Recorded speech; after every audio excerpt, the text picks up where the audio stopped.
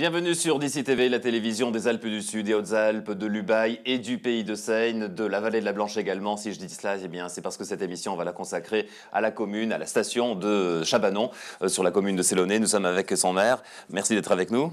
Merci de votre invitation. On est très contents. Ce jour enneigé, c'était un peu compliqué de venir. Mais... C'est à nous que ça fait plaisir. On accueille également Toto, puisque c'est le surnom de l'une des figures de la commune de Sélaunay et de Chabanon. Merci d'être avec nous aussi. Merci aussi de nous inviter, il n'y a pas de problème. Alors, on va consacrer cette émission en plusieurs parties à découvrir Chabanon, Sélaunay, plus largement le Pays de Seine. Et puis, on élargira, monsieur le maire, également à l'Office du tourisme qui est en voie de constitution, qui monte en puissance, oui. voilà, et qui regroupe la vallée de la Blanche, Serponçon. Et Saint-Vincent-la-Bréole. Et Saint-Vincent Trois communautés de communes. L'un des beaux secteurs juste à cheval, entre le 04 et le 05, au cœur des Alpes du Sud. Alors, si vous voulez bien, je pense que ça va vous plaire, on va se mettre tout de suite dans l'ambiance. On va prendre la direction de Chabanon pour découvrir cette très belle station. Regardez.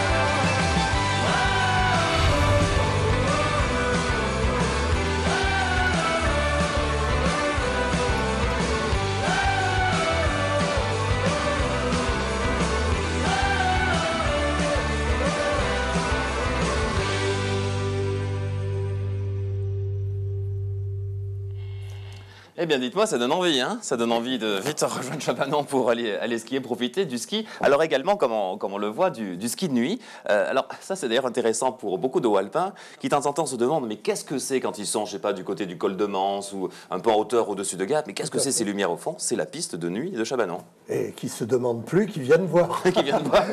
Et justement, passer une soirée, venir manger au resto, skier, ou avant ou après. Il y a même une boîte de nuit quand on veut repartir, le Vibe. Il y a tout ce qu'il faut pour passer une bonne soirée. On peut dormir, il y a les hôtels aussi. Alors, Chabanon, si l'on dit Chabanon-Sélaunay, c'est parce que c'est comme le cas pour beaucoup de communes. Hein. Il y a la commune et puis il y a le nom de la station juste au-dessus. Absolument. Hein, c'est ça. C'est une station-village. Comme Uvernay, par Nous avons la belle station-village, mais effectivement, l'histoire a fait que, on a bien fait d'ailleurs, parce qu'on a un enneigement superbe et une exposition superbe. Honoré Bonnet, on en a beaucoup parlé hier dans votre émission, que j'ai écouté pour voir un peu comment ça se passait. Et justement, Honoré Bonnet était venu aussi voir rencontrer les pionniers là, de l'époque. Et il leur avait dit que c'était un emplacement idéal en termes d'exposition, et on le mesure tout le temps parce qu'on est ceux qui gardons le plus la neige. Alors il y a des stations, peut-être un peu plus dans les Alpes du Nord, des stations qui sont un peu artificielles, on va dire un peu construites en toutes pièces, que les stations authentiques, qui ont une identité, une âme, une vraie vie tout au long de l'année pour les 4 saisons. C'est le cas de Célonet-Chabanon par exemple dans notre massif. Et pour en témoigner, on va parler un petit peu avec Toto. Alors le vrai nom c'est Christian Rias, mais je crois que c'est même pas la peine de le dire. À Chabanon et à Célonet, vous êtes à Pays de Seine, vous êtes Mais Toto. je crois que même bien au-delà. Bien au-delà, je crois aussi. Alors vous êtes un personnage assez incroyable, atypique. Vous trouvez plein d'idées pour faire vivre la station, pour faire parler d'elle, c'est ça? Voilà, exactement. Ben, c'est vrai que ma principale activité serait plutôt l'été, mais l'hiver, comme une partie de mon activité est dormante, eh bien, il faut trouver des idées pour animer la station, et voilà. Alors, donc c'est un petit peu la raison pour laquelle il y a plein de petites idées innovantes. Oui. Alors, c'est tellement efficace que vous faites même les liaisons. L'activité dormante, c'est quoi? Eh bien, ce sont les marmottes. Eh oui. Toto, c'est l'homme qui parle aux marmottes. On lui avait consacré un sujet il y a quelques mois pour mieux comprendre. Regardez. J'ai une formation de biologiste et puis je m'étais spécialisé sur l'herpétologie, c'est-à-dire, si vous savez ce que c'est que l'herpétologie, c'est les serpents, reptiles et batraciens. Et puis ensuite, je me suis spécialisé sur l'entomologie, c'est-à-dire les insectes, puisque j'ai eu la chance aussi de côtoyer des gens, des entomologues qui m'ont appris le métier.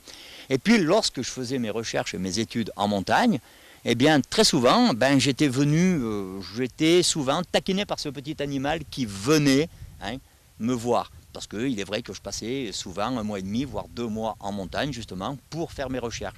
Et puis cet animal, j'en suis tombé amoureux. J'ai voulu étudier cet animal de plus près, et puis je me suis aperçu que tout d'un coup, cet animal avait une richesse en lui qui allait peut-être nous faire évoluer dans le côté médecine aujourd'hui. Et on travaille sur, aujourd'hui, 3 programmes médicaux qui peut-être feront avancer la médecine. Voilà la raison pour laquelle je suis tombé amoureux de cet animal. Je suis surtout tombé amoureux de cet animal parce que c'est un petit joueur. Et quand vous regardez le petit que vous avez derrière et que vous regardez, que vous les voyez droit, dans cette position, assis sur leurs fesses, on appelle ça des petits farfadets. Farfadets, ça veut dire des petits lutins. Donc vous voyez, c'est des animaux qui m'ont permis justement d'être tombé amoureux d'eux.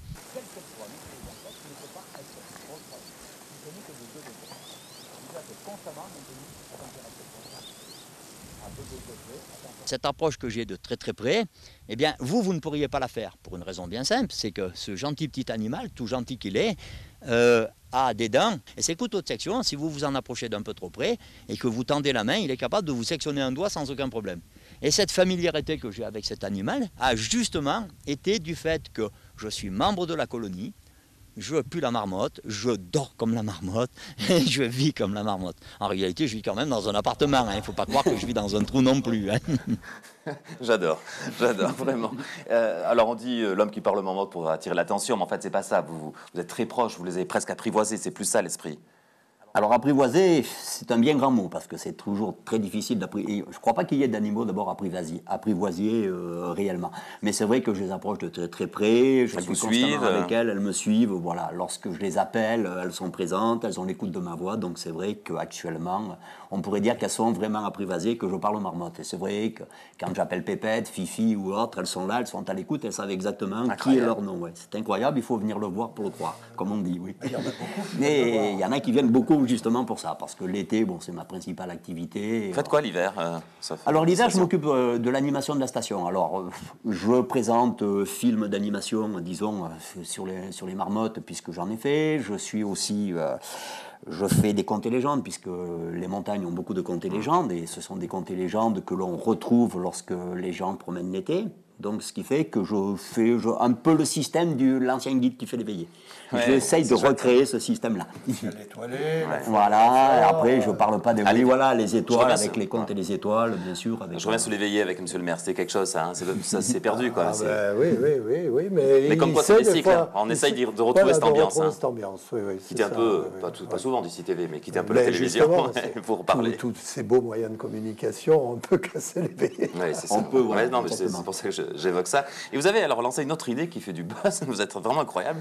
Je ne sais pas si c'est incroyable, mais... C'est-à-dire, c'est une mise en place concrète sur le terrain d'un Cluedo, c'est ça? Alors, voilà, on a appelé ça Cluedo, mais en réalité, j'ai repris une émission de télévision qui s'appelle Les Experts, que tout le monde voit, une émission de télévision, et je l'ai recréée en réalité. À Chabanon. À Chabanon. Et vous partez à la recherche d'un meurtrier. Il y a eu un meurtre sur la station avec tout, recherche d'ADN et tout. Ça a même créé pas mal de petits problèmes puisque certaines personnes ont cru qu'il y avait réellement un meurtre et qui n'osaient plus oser se déplacer de peur d'être interrogés automatiquement. Hein. Parce que c'est vrai que tout est fait avec les bandes officielles de police, les zones interdites, techniques et scientifiques, les masques, la combinaison et tout. Hein. Police scientifique, point barre. Incroyable. Je ne sais pas si c'est incroyable, mais bon, ça marche. C'est scientifique et ça fait parler en plus de la station et ça anime la station. On va continuer à découvrir Chabanon sur ses multiples facettes dans un petit instant sur DC TV.